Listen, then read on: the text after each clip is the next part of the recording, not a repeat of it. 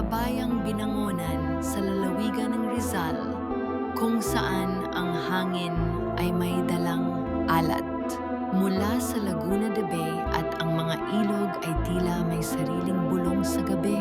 Matagal nang umiikot ang isang alamat na ikinukwento ng mga matatanda sa kanilang mga apo tuwing sasapit ang dapit hapon.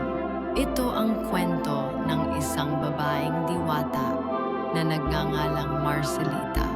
Isang nilalang na sinasabing naninirahan sa pinakamalalim at pinakatahimik na bahagi ng ilog na bumabaybay sa gilid ng bayan. Ayon sa alamat, si Marcelita ay may anyong isang dalagang napakaganda.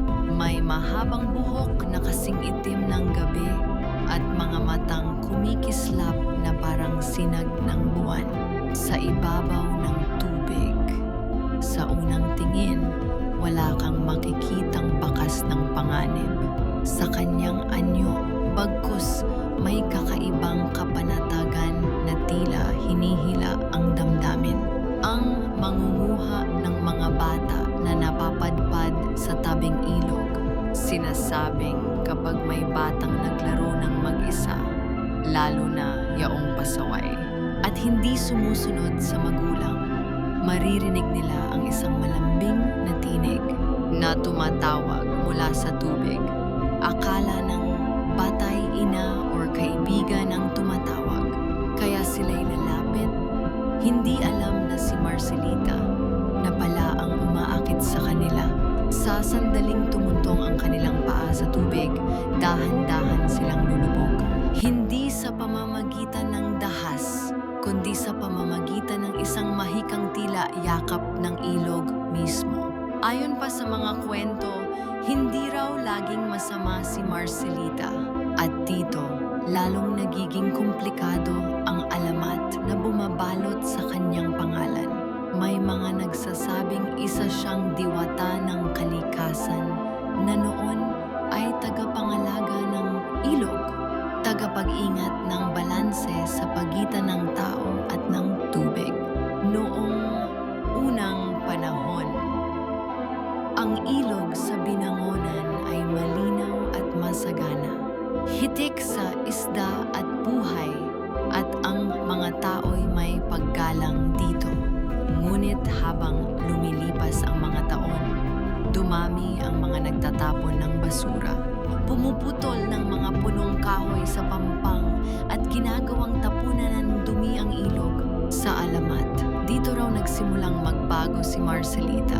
Ang kanyang puso na dating maawain ay napuno ng lungkot at galit. Sa kapabayaan ng mga tao, ang pangunguha raw niya ng mga bata ay hindi basta-bastang kasamaan, kundi isang uri ng kaparusahan at babala. Ang mga batang kinukuha niya ay hindi raw sinasaktan. Sa halip, dinadala sila sa isang lihim na kaharian sa ilalim ng tubig, kung saan natututo silang igalang ang kalikasan. May ilang kwento ng mga batang nakabalik matapos ang ilang araw. Tahimik, mapagmuni, at may kakaibang lalim sa mga mata na para bang may nakita silang hindi kayang ipaliwanag ng salita. At ito ang dahilan kung bakit ang takot ay nananatiling buhay sa isipan ng mga taga-Binangonan. Hanggang sa kasalukuyan, buhay pa rin ang alamat ni Marcelita sa kolektibong alaala ng bayan. Nagsisilbing paalala at panakot, ngunit higit sa lahat, isang salamin ng ugnayan ng tao at kalikasan. Kapag may batang nagtatangkang maligo sa ilog ng mag-isa, agad silang sinisita ng matatanda. Binabanggit ang pangalan ni Marcelita na parang isang orasyon laban sa kapahamakan. Sa gabi, lalo na kapag bilog ang buwan at tahimik ang paligid, may mga nagsasabing nakikita pa rin ang isang anino ng babae sa ibabaw ng tubig. Hindi man mapatunayan kung totoo nga si Marcelita, ang kanyang kwento ay patuloy na